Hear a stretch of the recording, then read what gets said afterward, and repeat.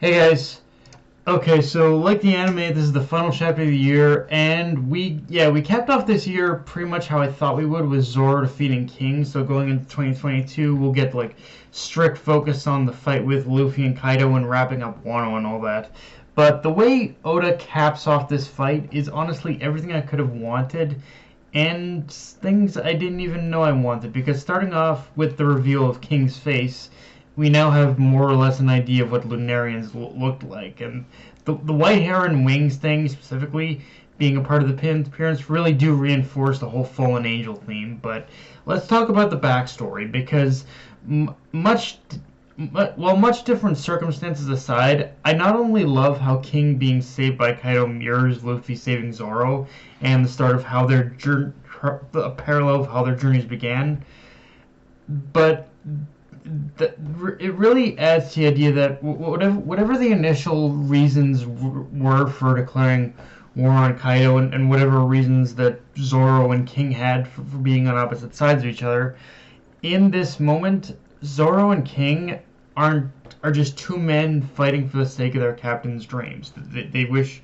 to see them achieve, and both dreams, of course, wanting to be king of the pirates. But they're pretty much they're fighting for their captains. They're really not, they're showing their loyalty through their fight, and and they were both, and it's even though they were both ultimately fighting for the same thing, one thing that separated them, you could argue, was that King relied on Kaido too much. Like like King wanted to see his like King wanted to see his dream realized just as much he wanted to see Kaido's dream realized, to the point where it became where in a lot of ways, in order in order for King to make his dream a reality, he kind of relied on Kaido as a crutch almost, whereas Zoro had only grew stronger from traveling with Luffy. And one thing that definitely gave it away to me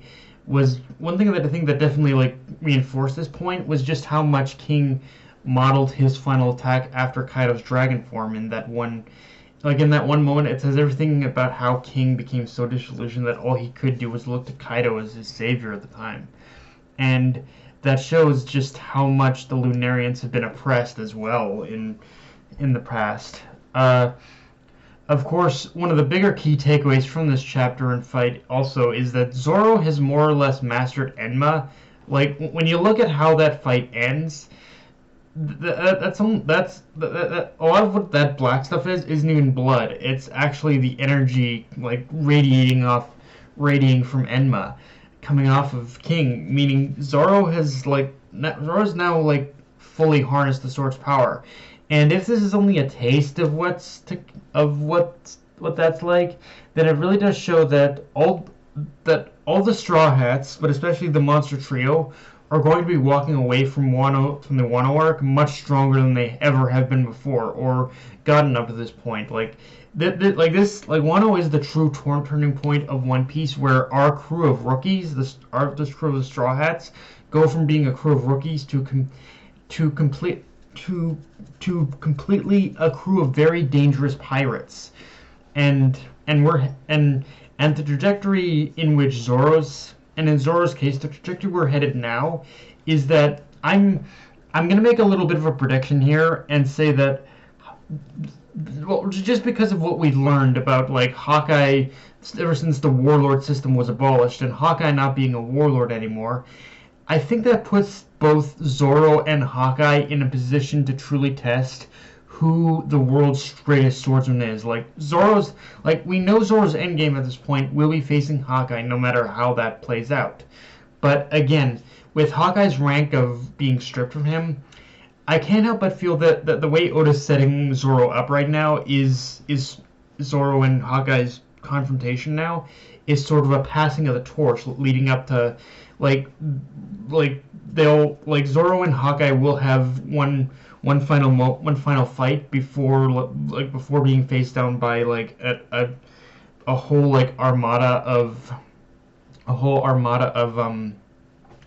before being faced down by a whole armada of like Marines and whatnot, and their final fight will be Hawkeye sort of passing the torch of world's greatest swordsman to Zoro. Like, I think that's probably how it's going to play out now, just based off how I view this.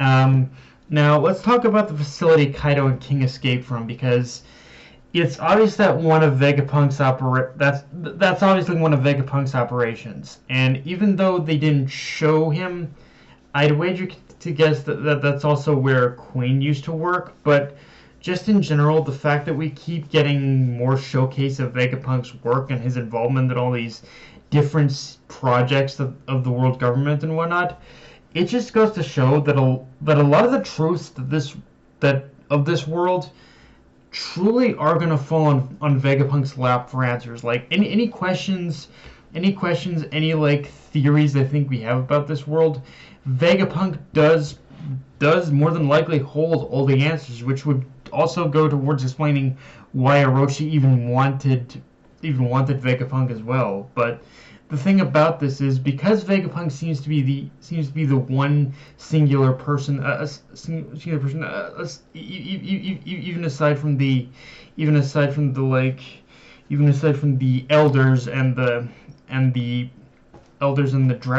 celestial dragons who seem to know this stuff, it does create this situation where, regardless of where we go from here, we kind of have to meet Vegapunk now. Like, it's just a matter of when. And since Oda is meticulous in that, with having a time and place for everything, I'm not gonna push Oda to reveal it now. But Vegapunk just seems to be at such the center of everything having to do with this world. Like the only one, or at least Vegapunk being the only one who's willing to share all those secrets. And I often wonder how, like, it's one of those things where everything we knew we look and see in regards to Vegapunk, it just makes me wonder how this man hasn't been silenced by the government yet. But I guess being the most brilliant mind in the world does offer you some manner of protection in itself. Like, I think for me, this really does show that if Vegapunk wasn't the most brilliant mind in the world, he would be silenced by the world government there and then. But because of who Vegapunk is and what contributions he's offered to the government, it really does show that he is valuable to them. And I think in some ways this also does show that I don't know if Vegapunk is necessarily... I don't think Vegapunk himself is necessarily evil. I think, again, he's just... A lot of what Vegapunk does is really just to kind of, like, remain on the good side, I guess you could say. The pretty much side of the government, in order... The good side of the government, the good graces of the government to stay alive, kind of thing. Because he knows I think he knows if he didn't, then he would probably, like, be dead by now. And yeah, that scene with Sanji really was poignant in how he not only saved the one, but he also, like, I just love the little moment of him, like, seeing the pet rat with the woman and him kind of reminiscing when he was young, and it was just kind of like a little bit of a nice reminder that with Sanji having conquered all his demons, it's nice to kind of look back on a more happy moment from his childhood and realize that even though there were many traumatic moments that we will never forget from his childhood, that there were still some happy moments for him to look back on fondly. And with Queen dead, yeah, I'm not even gonna miss that fucker. Like, Queen was powerful. He was kind of cool, but yeah, I'm glad Queen is completely out of the picture now. But yeah, guys, that's all I got for this review.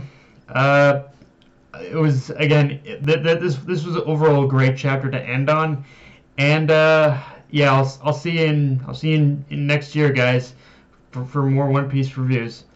Later.